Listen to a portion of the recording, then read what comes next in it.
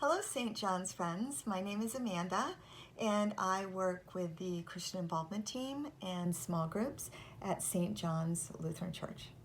My piece is written by Sarah Olson Smith. It's a part of her blog, and she's an associate pastor at St. Paul Lutheran Church. We have one place in our house where we let our kids write on the walls.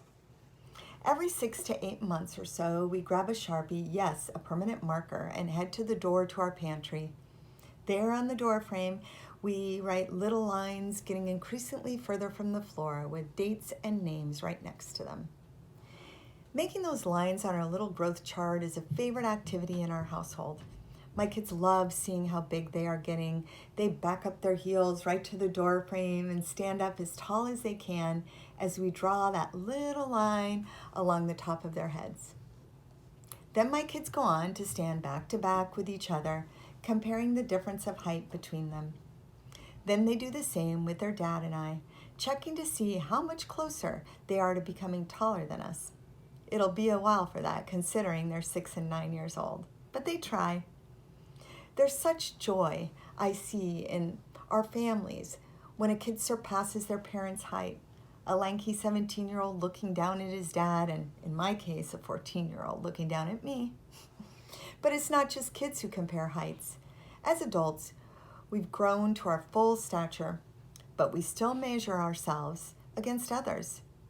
Sometimes we calculate ourselves smaller, doubting our own abilities or gifts in the light of others who seem to be put together.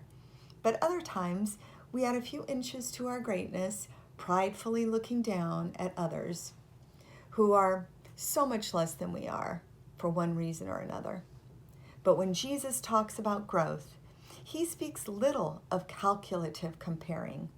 Instead, he talks about things like mustard seed, these tiny things that grow big for goodness of other creatures.